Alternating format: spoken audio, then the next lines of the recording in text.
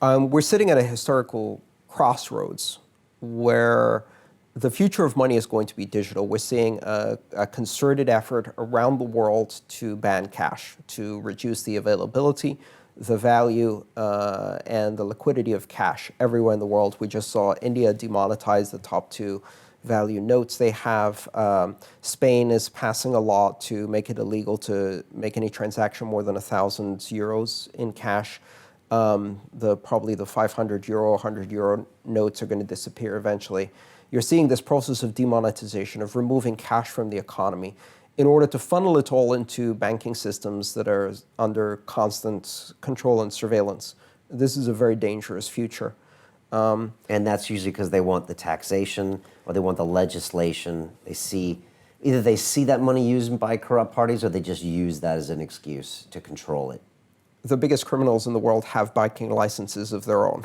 They don't need to money launder. They own HSBC and that money launders for them. You know, the biggest money launderers in the world are the banks, obviously, because that's where the money is. The easiest way to money launder is if you have a banking license. So, of course, the biggest money launderers have banking licenses. These are excuses. What they want to do, of course, is, they say, taxation and corruption. But in fact, this actually increases corruption.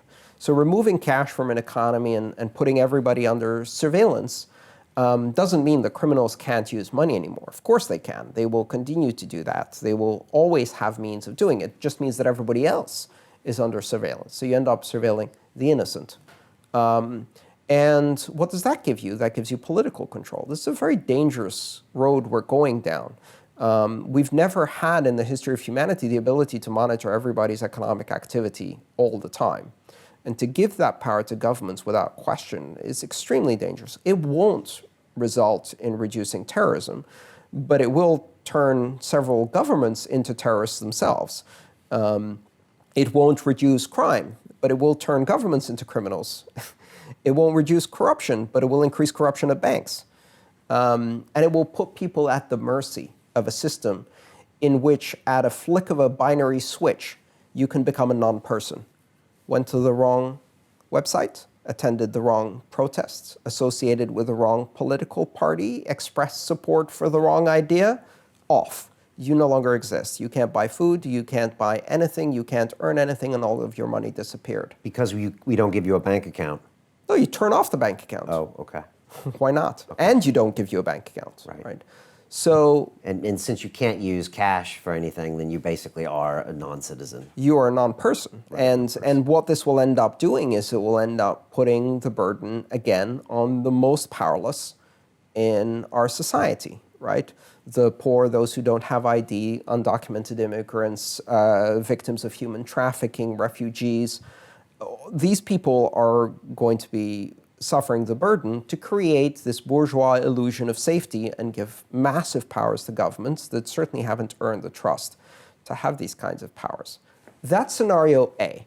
Scenario B is a world in which we have a fully connected economy using a form of currency that is neutral, transparent, global, and open, belonging to everyone, requiring no qualification to enter or access the system, and not under the control of any government or bank. That's what Bitcoin offers. And so you can make that choice once they flip the switch on you, or you can start now. And you can change the trajectory of this world by opting out from a system of totalitarian surveillance. There is no reason why we should accept, or believe in totalitarian surveillance of finance by governments. They will not use this to protect us. And maybe here in the UK or in the US, you have kind of the privilege of believing in the illusion that your government is going to protect you if you give them those powers. The UK just handed the UK government the most draconian surveillance powers in the history of modern world with this Snoop's charter, right? Yeah. And with barely any dissent whatsoever. So no dissent was heard now. Well, no dissent is possible now. Try, see what happens. And this is a very dangerous path to go under. And people in countries that have already experienced totalitarian regimes know this, right? They know they can't trust government. So they're a little more wary than some of the others. Absolutely. Okay. Absolutely. And you can never eradicate cash completely. What you can do is you can criminalize ordinary behavior, and if everybody's a criminal, then the power of government becomes absolute. If you can throw anyone into jail anytime you want, then government has enormous power. Everyone's a criminal. Continue watching this fascinating conversation for free by clicking on the link below to visit our website, learn from the best minds in the world, and connect with a community of passionate people building the best versions of themselves. Just click on the link below, and I'll see you on the inside.